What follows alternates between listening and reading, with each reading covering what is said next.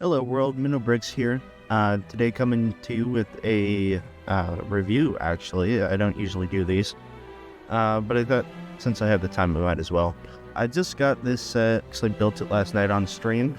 The official name is Batman with the Batmobile versus Harley Quinn and Mr. Freeze, but obviously, as most people know, it's the Batman the Animated Series Batmobile. As for the box, I think it looks pretty good. I do like this Batman right here. The rest of the box looks cool and shows off the set pretty well and the features and everything. We do have a pattern with these very, very bland instructions. Like, those characters or those minifigures do not look real to me.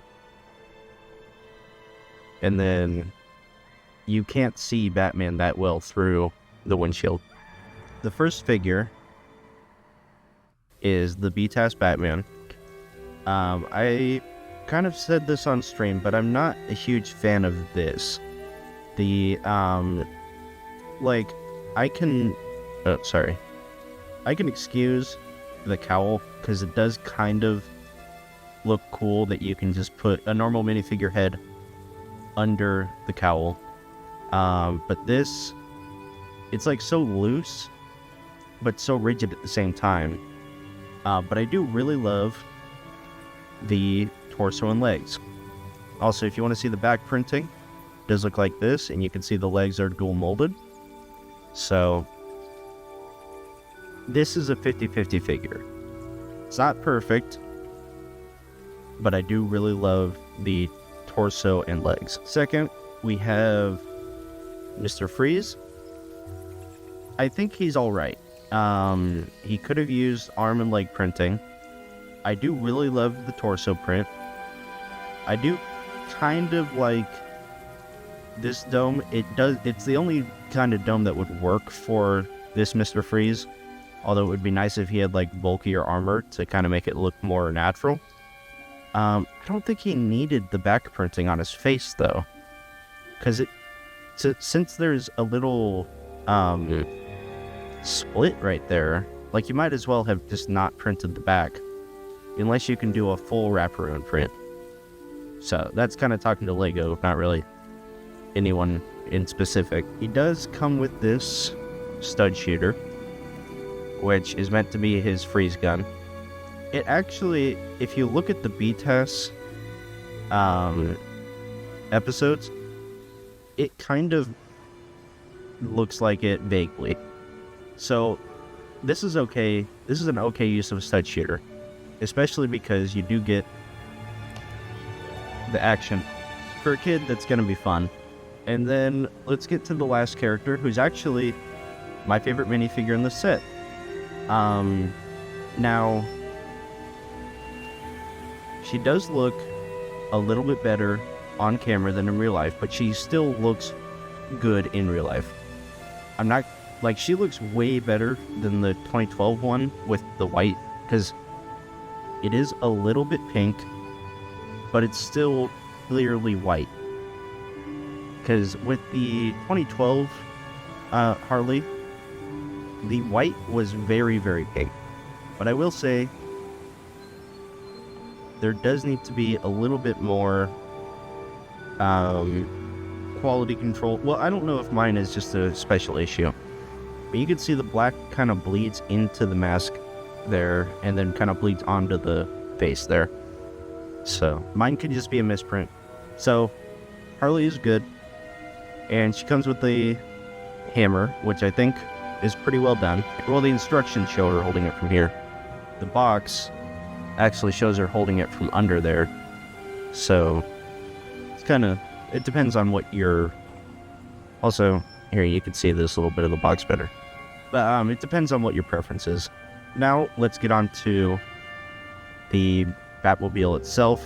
I think, okay, it looks brighter in the camera than it does in real life. I think the dark blue is okay. I would have preferred black, but I'm fine with the dark blue. I don't hate it. Like, a lot of people are saying that they hate it. But yeah, also, as you can see, the fire in the back kind of starts spinning when you have it drive. Sorry for the notification sound. But yeah, when you have it drive, the fire spins, which I think is awesome for kids. Like, I'll probably take the fire piece out just so that it'll be more compact to display like that. But if I was a kid, I would have loved that. Like, they didn't really have that when I was a kid in Batmobiles. But yeah, and then this back is probably, like, the back of this set, I think is technically the least accurate part, because one, there's these gaps here, which I'm not gonna complain too much about, because there's, like, the rest of the set looks amazing, and this little bit is just, it's okay.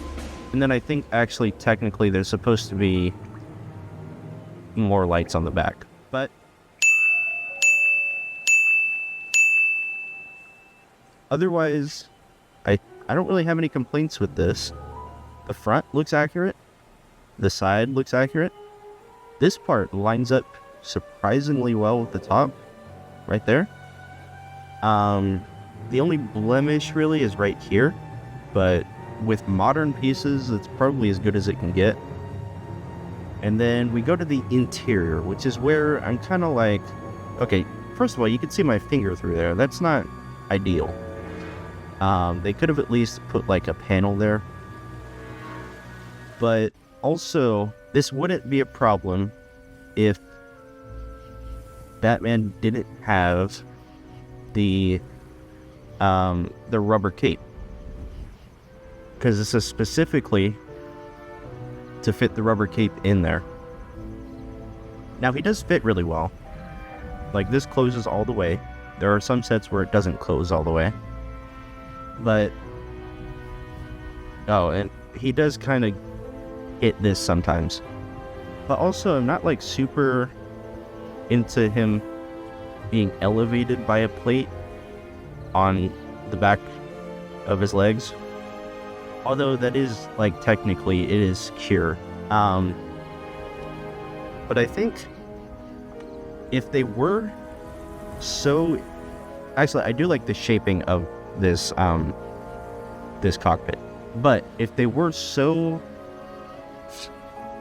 like, driven to make this much space inside of there, it would have been nice to have a normal cape, but then maybe it could have like maybe if they put one more stud of space, you could have, or actually I think even it could fit pretty well right now, but you could have a villain there and then Batman right here with the normal cape. Or it could have come with Robin and you put him in the back and Batman in the front.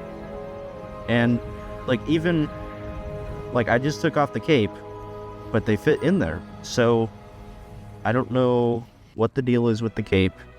It's unnecessary. It wasn't in the other Batman the Animated Series video, or not video, on the other Batman the Animated Series set. Also, everyone's least favorite feature, well, maybe except for some kids, is that you can add stud shooters onto the front.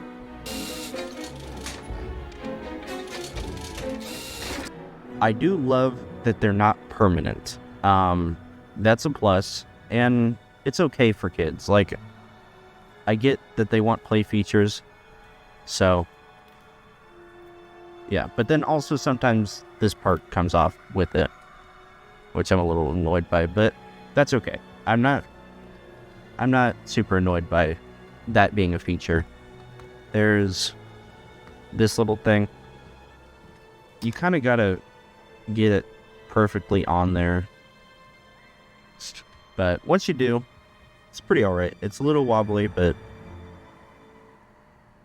who cares? It's like, you're gonna just put it on the shelf and forget about it if you are just a display person. The big thing is that this uses a sticker.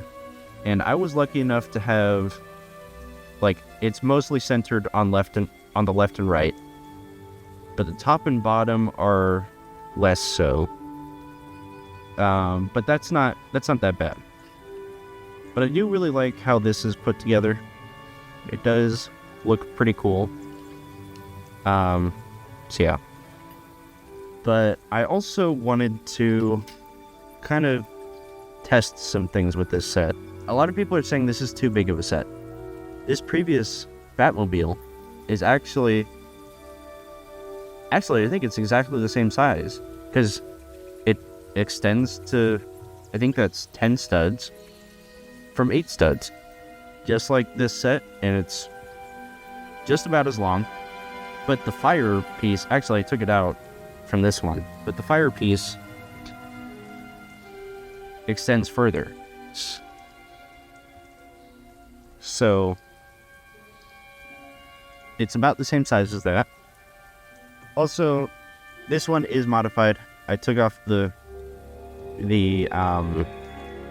gear piece there, and I put these on a hinge, so just in case anyone was wondering. But this is another slightly modded version of an old set. Here's the first ever Batmobile, and it's only a little bit smaller. Like, actually, I was expecting this to be a little bit bigger. Sorry for the dust, though. Yeah, this is definitely modded.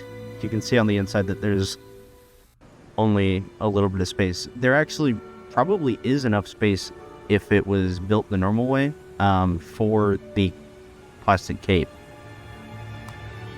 I think that since it's basically the same size as those two sets, that it's also an appropriate size for this. Which, let me put that a little further back. And there we go. Let me center it a little bit.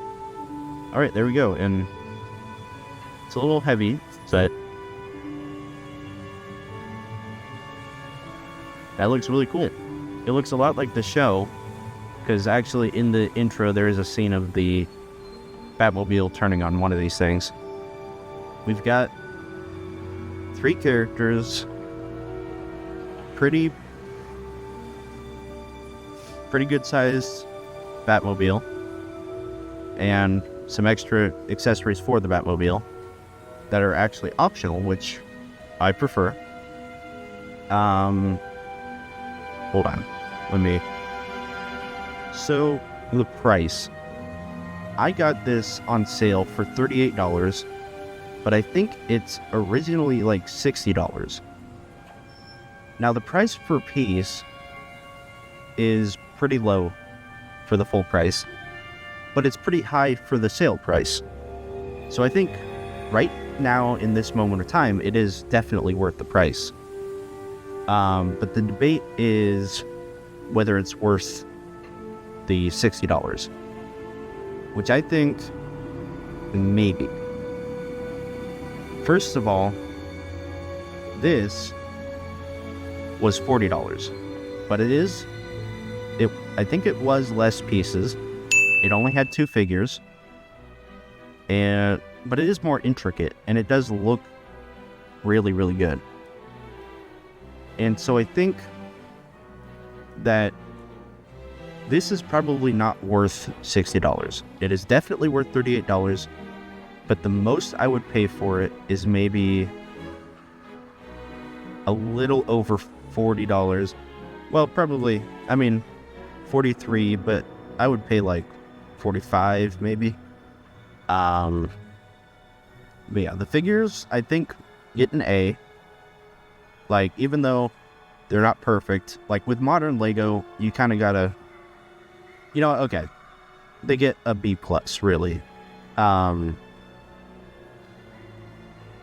gets an A, Batman gets a B+, and Mr. Freeze gets just a regular B. We'll just say that.